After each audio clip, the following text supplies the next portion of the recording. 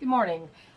Usually I hibernate this time of year. We don't participate in holidays like this. However, I thought it would be worth it to come out here and talk about the romance of homesteading. Homesteading has this romantic mystique about it. People have this dream of starting a homestead on land with beautiful views and a cozy home. It's a great dream, right? They kind of imagine themselves humming through daily chores, singing songs, while baby animals roam around in the green grass, the cute, fun part of homesteading. Um, and a lot of them dream of sitting on the porch at the end of a day to commune with that picturesque view that they have, which I have,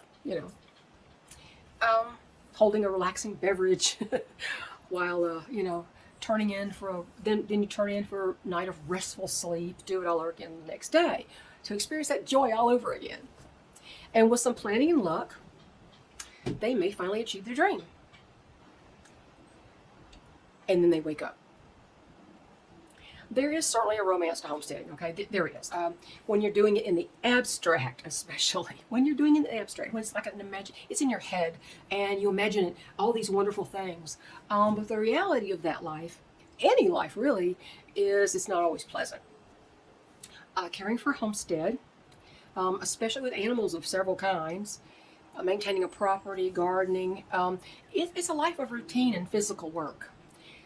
It's a day in and day out routine. It's never ending. As one of my favorite authors from years back used to say, the alwaysness of it. It's always there.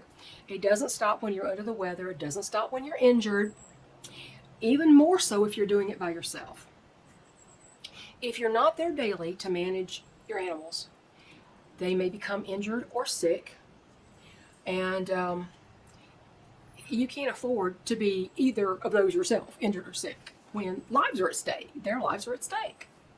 The chores and responsibilities of homestead life are relentless. They are.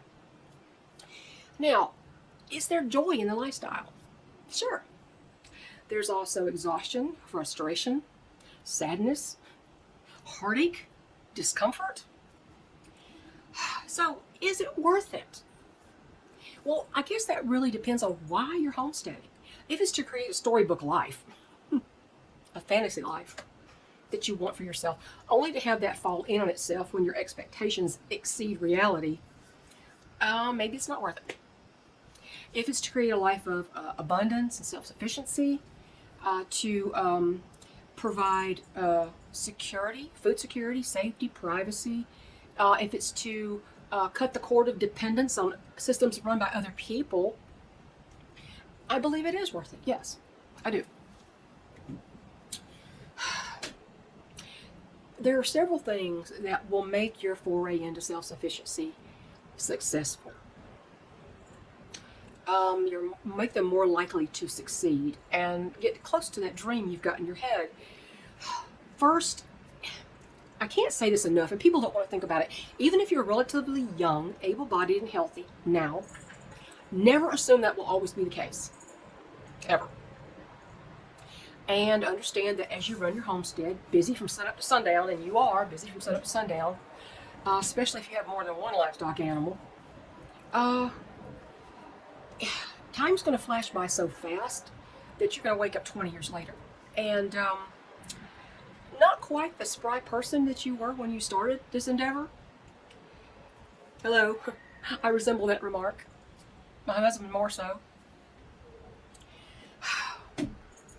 But, because of that, you should choose land without steep inclines, at least in the area where you have to manage it. Don't build a chicken coop on a cliff, that kind of thing. Choose or build a home with no steps to get into it, or at the very least, choose a home or build a home where all the main systems, where kitchen, bedroom, and a bathroom are all on the main floor, where you don't have to go upstairs if something happens and you got to sleep on the couch. You won't have to sleep on the couch if your bed is downstairs. So, if injury or illness strikes, or you simply age into a different stage of life, you're not forced to navigate those stairs, whether inside the house or to get to the entry door, like I have to. Okay, let's talk about what makes homesteading way harder than just having a cute little garden you grow some tomatoes in. Animals. Animals are the most labor-intensive part of homesteading and the most unpredictable. No matter what the animal is. First, be sure that by covenant or ordinance or zoning that you are allowed to have the animals that you're dreaming of having. Okay? Buy your property with an eye toward that. If you think what you know what you want to get, buy your property and don't go by the realtor, what the realtor tells you. Go to the courthouse and find out if there are restrictions on that piece of land against having horses or cows or chickens or whatever you want to have.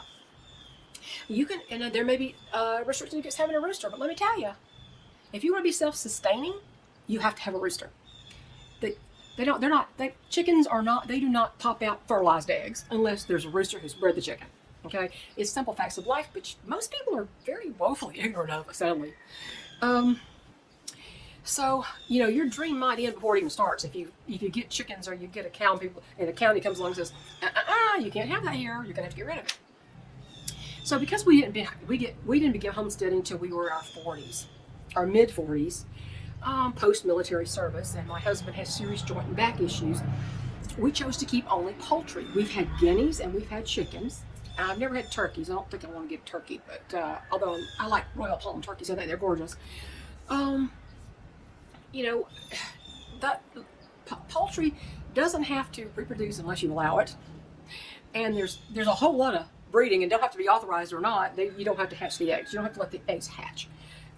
So fertilized eggs, we eat our fertilized eggs all the time, but we don't allow them to hatch the chicks, okay? Because we don't want any right now, this particular breed.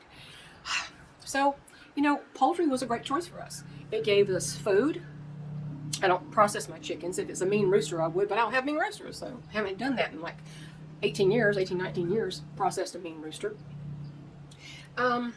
It was a great choice for us. It gave us food and natural fertilizer to grow whatever gardens we want to grow, as well as daily entertainment. And we certainly find joy in our chickens. Though, there are certainly days of sadness and frustration and real heartache and guilt. Guilt for things that maybe we don't even have any control over. When a hen suffers a reproductive malfunction, from research and experience, and way too much sad experience, because I started with hatchery stock, and the hatchery stock I have now is turning out to be the same way. We know that most of these reproductive health issues are hormonal and genetic based. They're incurable.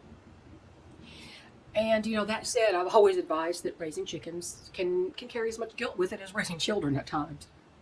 You will lose them. They get into your heart more than you can even imagine. People are always surprised by how smart they are, how affectionate they are, how entertaining they are, how fun they are. And you will lose them through no fault of your own. And at times, maybe it will be your fault in some way. But life goes on and you learn. So choose your livestock wisely. One last admonishment that I want to present to you for those desiring a homestead life. And this I've said repeatedly. Never compare yourself to other homesteaders you see on social media. What you see there may not be a true representation of their lives, and it can lead you down a dead-end road to failure.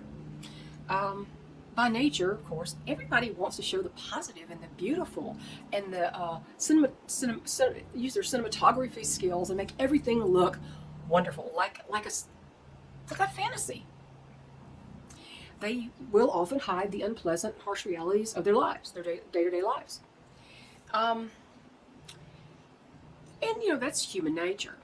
And sometimes they will intentionally or unintentionally mislead people into a situation in life where it doesn't end up so well for them. They may end up following in the footsteps of these people, at least what they perceive their life is like, and a road may not be right for them. So you've got to create a homestead that matches your, let's say the reality of your own talents and limitations. Doesn't mean you can't learn to do stuff. Sure you can. If you set your mind to it and you research, you can learn to do it. You don't necessarily want to take the advice of your chicken keeping great grandfather, because he may not know as much about chickens as you do. I've had that happen. My grandfather had chickens. You know, and my dad would always say, he'd spout these old farmer's tales that absolutely I knew to be untrue. But I already knew them to be untrue before he said them. So, you know, the world of the homesteader on YouTube or Instagram or wherever, their world is not your world. And, you know, when you attempt to copy somebody else, well, at least what you think they are and what they do, when you copy somebody else in an endeavor like homesteading, it can lead to the abandonment of your entire dream. And, you know, this saying, the saying I said, that rings true for all walks of life. Comparison is the thief of joy. It's also the thief of dreams. So, at every step on this process, assess where you've been and where you're going. Whether you have to do a course correction, you need to plan, you draw it on paper, you make lists, maybe you visit a local farm. With their permission, of course, because, you know, they may have biosecurity and not allow that. Visit a local farm to see what goes on day to day, and actually touch on animals that you think you're going to be raising. I had a leg up in life because my grandfather raised Angus beef and chickens and hogs. So I had my hands on all kinds of animals in my young life. So as you decide on your chosen livestock, learn about their management. Say you want to have chickens, okay? This is what I know the most about. If you want to have chickens, first, watch some videos of trusted people on how to manage your flock and on chicken health. Learn about their management, their common health issues, and once you've made your choice and you're very, very, very sure about what you want, you know, you could even begin gathering supplies that have to definitely build your coop before you get chickens. I can't count the number of people say, well, I'm not quite finished my coop, but I've got these chicks in the brooder. Don't do that. Please don't do that. Sometimes it doesn't work out very well. They grow faster than you realize. And overcrowding is what you don't want to do with chickens. So, you know, you don't want to waste money. So don't get the supplies for all this stuff unless you know for sure this is what you're going to do. Don't put the cart before the horse, and don't put the chickens before the hen house. Okay. And don't, above all, get all sorts of animals on Craigslist, flea markets, or auctions, even Amish auctions. Amish or otherwise, don't buy stuff at auctions. And then become completely confused and frustrated and regretful and overwhelmed because you got a whole bunch of animals and you don't know how to take care of any of them properly. So when you buy like that, you might be buying into some disease issues because that's where a lot of people unload their problems. And they'll sour that dream that you have of creating a homestead. So mistakes are inevitable, but with mostly wise choices and a lot of research and putting on the brakes a little bit, take it easy, take it slow and easy. Quality before quantity is what I would suggest. Don't get a whole bunch of animals. I watch people get a whole bunch of animals and go, oh my God, I got this problem with these, this problem with these, and I don't know how to manage it. It's driving me crazy. And I don't know why I got this. The animals died, and I don't want to see that happen to you. Mistakes are inevitable. You're going to make mistakes. But if you make mostly wise choices, I believe you will be relaxing on that porch, overlooking your beautiful view, or at least your homestead and your animals and your barns and all the things that you created with your own hands, and you'll be content and happy with your life.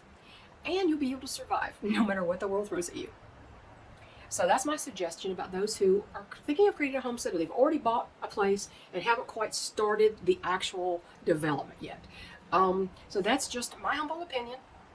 And I've come at it from a perspective of somebody, as I said, who started homesteading in her mid-40s because we were military. You can't homestead when you might get transferred any second.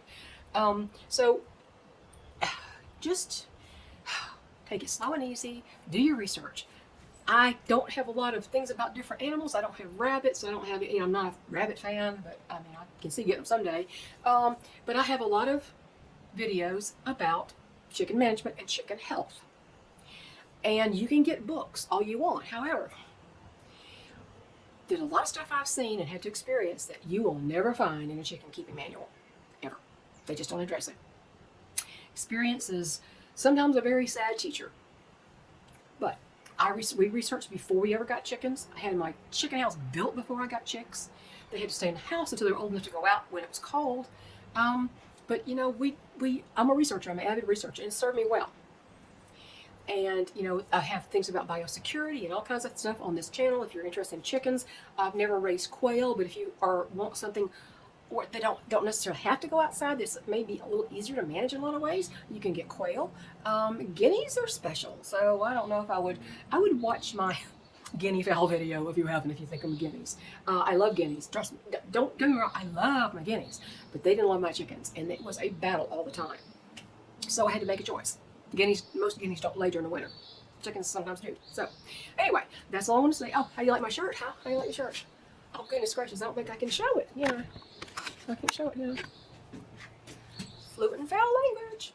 I am fluent and foul language. That's one thing I do know a lot about. So, have a good day. Have a wonderful week. Be safe, especially with the crowds out right now. Normally I hibernate until January 2nd. Or at least January 1st. And because we just don't do holiday stuff. And I stay out of the limelight, but I thought this was worth something. Because if people are thinking about doing this in the springtime, or getting chickens in the spring, it's always, you're getting chicks in the spring, I'll get chicks in the spring. I haven't started the chicken coop, but I'll get chicks in the spring. No. Watch this video if you haven't watched it all the way through, and watch my chicken management videos, okay? I've had them for over 20 years, and, or about 20, it's right at 20 years actually.